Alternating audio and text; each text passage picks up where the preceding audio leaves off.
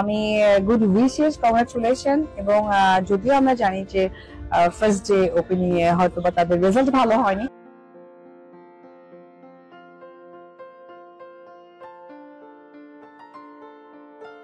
কিন্তু ভালো হয়নি মানে যে হবে না তা না, অবশ্যই ভালো হবে, দোয়া করি।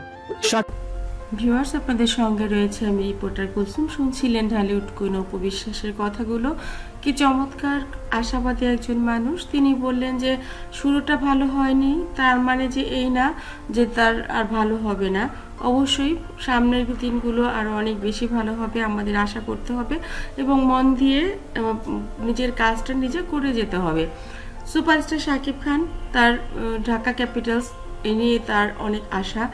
আমরা শুরু করেছি, শুরুতেই যে শাহরুখ খান একদম তার নাইট রাইডার্স নিয়ে অনেক দূর এগিয়ে গিয়েছিলেন, সেটা কি আপনাদের মনে আছে? কতবার হেরেছেন, কতবার দুঃখ পেয়েছেন, কত টাকা, কত কোটি কোটি টাকা তিনি লস করেছেন, সেগুলো পেছনের গল্প। সেগুলো আমরা যারা তার সঙ্গে, আমরা যারা তাকে ভালোবাসি তারাই কেবল জানি। সুপারস্টার শাকিব খান মাত্র শুরু করেছেন, কত চড়াই উতরাই পার হতে হবে তার কোনো ঠিকানা নেই। তারপরেও আমি আশাবাদী উনি অনেক ভালো করবেন, ওনাকে ভেঙে পড়লে চলবে না। আমরা যারা ওনার সাথের মানুষ রয়েছি তাদের উচিত হবে তার পাশে থাকা, সাথে থাকা, এগিয়ে নিয়ে যাওয়া। প্রত্যেকটা কাজ শুরু করার আগেই আমরা যদি মনে করি, আমরা যদি ভেঙে যাই যে হবে না, হচ্ছে না, ধরেন একটা পিঠাওয়ালা পিঠা বানাচ্ছে, সে তার গুড়ি মনের মতো করে গুড়ি করলো, গুড়িতে পানি মিশালো, পিঠা বানালো, কিন্তু পিঠাটা কোনোভাবেই উঠলো না, পিঠাটা একদম নষ্টভষ্ট হয়ে গেল, কেউ খাবার উপযোগী হলো না। তার মানে কি সেই পিঠাওয়ালা আর কখনো পিঠা বানাবে না? তাকে দেখতে হবে কেন, কোথায়, কি সমস্যা ছিল, তাকে আবার নতুন করে গুড়ি তৈরি করতে হবে, আবার নতুন হাঁড়ি নিতে হবে, নতুন করে হাঁড়িটাকে গরম করতে হবে, যেখানে প্রবলেম ছিল প্রবলেমটা থেকে শিক্ষা নিতে হবে। একদিন সে খুব সুন্দর করে পিঠা বানাতে হবে এবং পারবে, এবং সেই পিঠা সকলে খেয়ে বলবে বাহ দারুণ। এটাই তো আসলে নিয়ম। তো সে কথাটা ভুলে গেলে তো চলবে না। আমি একটা ছোট্ট উদাহরণ দিয়ে ব্যাপারটা পরিষ্কার করলাম আপনাদের কাছে।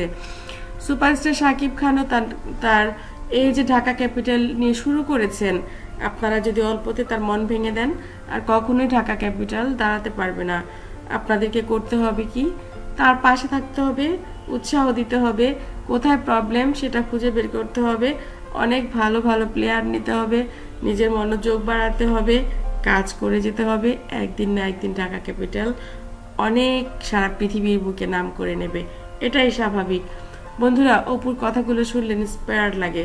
আপনারা যে কেউই যে কোনো কাজে ইন্সপায়ার হবেন তার কথা শুনলে। আশা করছি ভবিষ্যতে ঢাকা ক্যাপিটালও অনেক দূর এগিয়ে যাবে, অপু বিশ্বাসের কারণেই যাবে।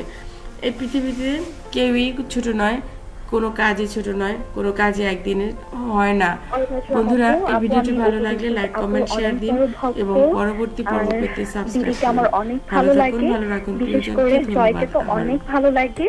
আমার দিদির কাছে একটা প্রশ্ন, যে দিদি এত ব্যস্ত থাকে, এত ব্যস্ততার মাঝেও জয়কে